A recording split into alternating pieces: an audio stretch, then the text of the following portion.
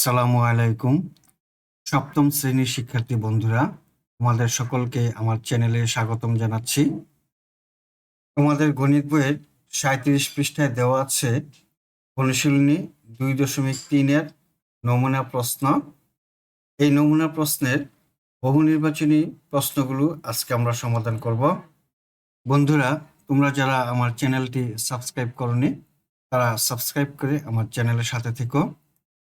1 নম্বর প্রশ্ন, একজন দোকানদার একটি দিয়াশলাই বাক্স 1 টাকা 50 পয়সায় ক্রয় করে 2 টাকায় বিক্রয় করলে তার শতকরা কত লাভ হবে? সঠিক উত্তরটির পাশে টিক চিহ্ন দিব। দিয়াশলাইটি বিক্রয় করে 2 টাকায়, ক্রয় করেছে 1 টাকা 50 পয়সায়, লাভ হলো 50 পয়সা। সুতরাং 1 টাকা 50 পয়সা লাভ হয় 50 পয়সা, 1 টাকায় লাভ হয় 50 পয়সা ভাগ 1 টাকা 50 পয়সা। শতকরা কত লাভ হয়? শতকরা বলতে 100 টাকায় কত লাভ হয়, সুতরাং 100 টাকায় লাভ হয়।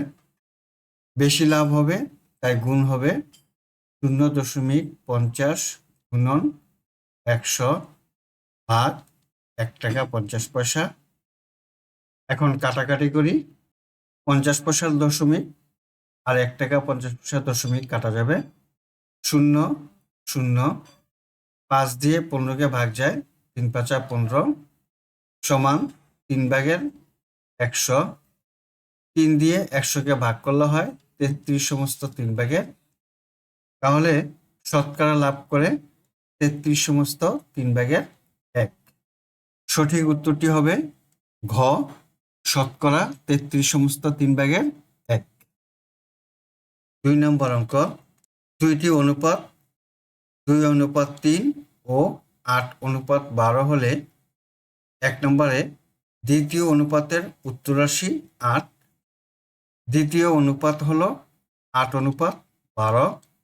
এই অনুপাতের প্রথম রাশিকে বলা হয় পূর্ব রাশি আর দ্বিতীয় রাশিকে বলা হয় উত্তর রাশি। এখানে লেখা আছে দ্বিতীয় অনুপাতের উত্তর রাশি হলো 8, কিন্তু 8 হলো পূর্ব রাশি, তাই 1 নম্বর সঠিক নয়। 2 নম্বরে অনুপাত দুটির ধারাবাহিক অনুপাত 16:24:36।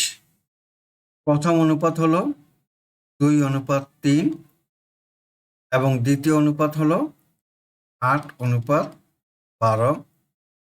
প্রথম অনুপাতকে 8 দিয়ে গুণ দিই, 8 দুগুণে 16, 3 8 24। দ্বিতীয় অনুপাতকে 3 দিয়ে গুণ দিই, 3 8 24, 3 12 36।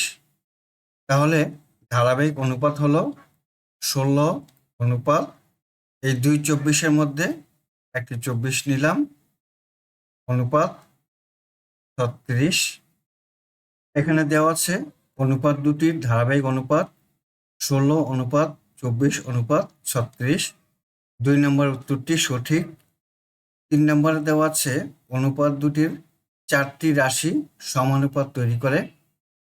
আমরা লিখি 2:3 সমান 8:12 বা 2/3 সমান 8/12। 8 এবং 12কে 4 দিয়ে ভাগ দিই, 4 দুগুণে 8, 3 4 12 বা 2/3 সমান 2/3। সুতরাং 2:3 সমান 2:3। অনুপাত দুটি সমান, তাহলে অনুপাত দুটি 4টি রাশি সমানুপাত তৈরি করে। 3 নম্বরটি সঠিক। এখানে সঠিক উত্তর হলো 2 এবং 3, অর্থাৎ গ নাম্বার 2 ও 3। নিচের তথ্যের ভিত্তিতে 3 ও 4 নম্বর প্রশ্নের উত্তর দাও।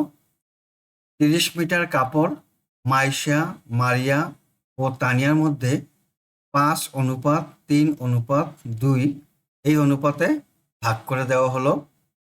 3 নম্বর প্রশ্ন, মাইশা কত মিটার কাপড় পেল? এখানে অনুপাতের যোগফল নির্ণয় করি। 5 যোগ 3 যোগ 2 সমান 10। মোট কাপড়ের পরিমাণ হলো 30 মিটার। তাহলে মাইশা পাবে 30 এর 10 ভাগের 5 অংশ সমান 10 দিয়ে 30কে ভাগ করলে 3, 3 গুণন 5, 3 পাঁচা 15 মিটার। সঠিক উত্তরটি হবে ক 15। 4 নম্বর অঙ্ক, তানিয়া থেকে মারিয়া কত মিটার কাপড় বেশি পেল? তানিয়া কত মিটার কাপড় পেল তা নির্ণয় করি। তানিয়া পায় 30 মিটারের 10 ভাগের 2 অংশ।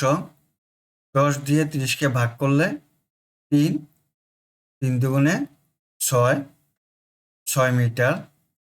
এবার মারিয়া পায় 30 মিটারের 10 ভাগের, মারিয়া হলো 3 অংশ সমান 10 দিয়ে 30কে ভাগ করলে 3, 3 তিরিকা 9 মিটার। মারিয়া পেল 9 মিটার এবং তানিয়া পেল 6 মিটার। মারিয়া বেশি পেল 9 বিয়োগ 6 সমান 3 মিটার। সঠিক উত্তরটি হবে ক, মারিয়া 3 মিটার কাপড় বেশি পেল। এতক্ষণ বহু নির্বাচনী প্রশ্নগুলো সমাধান করলাম। আগামী ক্লাসে সৃজনশীল প্রশ্ন এই অঙ্কটি সমাধান করব। আজ বিদায় নিচ্ছি। আল্লাহ হাফিজ। আসসালামু আলাইকুম ওয়া রাহমাতুল্লাহ।